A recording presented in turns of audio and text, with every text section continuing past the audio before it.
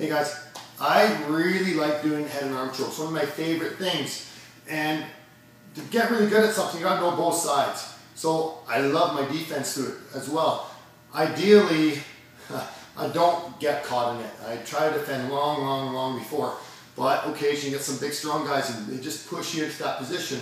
It's good to have a couple backup plans. So I have two. Okay, one is, I'll be honest with you, it doesn't work too much, but it sets up my second one. Right? So the first one, it's a good shot. If it doesn't work, it doesn't work. But the end result of the first one is great if you can make it work. But if there's a stumbling block, we got a nice way it starts right into the second escape. So when Andrew's got me in the head and arm choke, right now it doesn't really matter so much what his grip is, but he's got his head down, his hands are here. Now I'm just going to get Andrew to lift his head a little bit so you can see. My whole goal here is I want to put his fists or his hands under my shoulder. So I'm going to feet on the floor, hands together, I'm going to bridge and put my shoulder on top of his hands.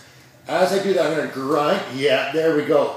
I'm going to grind over his fist, which just breaks his grip. I push and turn. So I'm lifting his elbow up. I step over him. And right into a nice arm bar.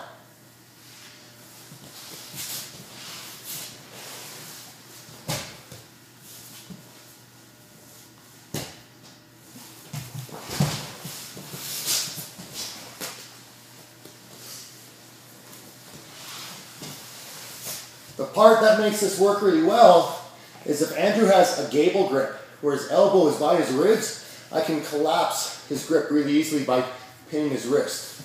Right there. Now, if I botch my grip, whatever, I'm out of the choke, so I'm fine. But I try to lift. I want to get a cutting motion. Step over, hands behind the head, arm over, into my arm bar. Now, if it works out like that, man, that's perfect. I couldn't hope for anything better. Get out of the head and arm choke and arm bar the guy, man, that's awesome. But, started doing it in the club, and I found two things happen.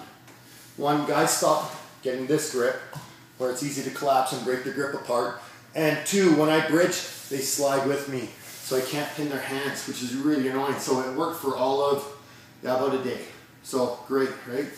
However, I get a little frustrated when things don't work my way. So guys start changing their grip a little bit. So Andy's got a wider base. I bridge, oh, you can see he's a lot wider now. But what the big deal is I want his elbow off the floor. So I still bridge, I still try to find his shoulder, I can't. I hook his elbow, get my other hand in, and I turn and peel this arm out.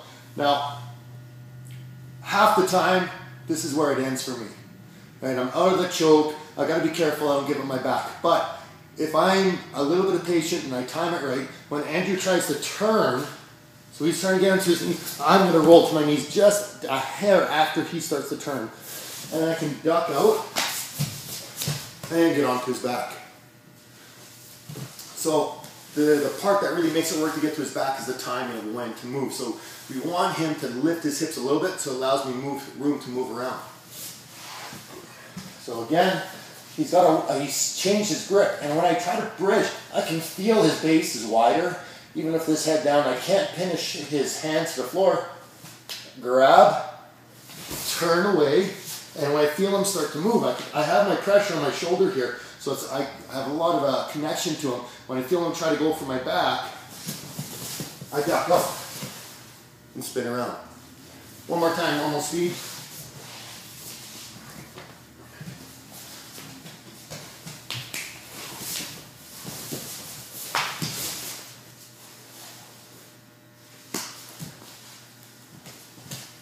This one has been doing really well for me. I like the idea of spinning up and running around to take the guys back. I've done it in a couple other videos. Keep your eyes open and you'll see those little gems. Hope you enjoy it.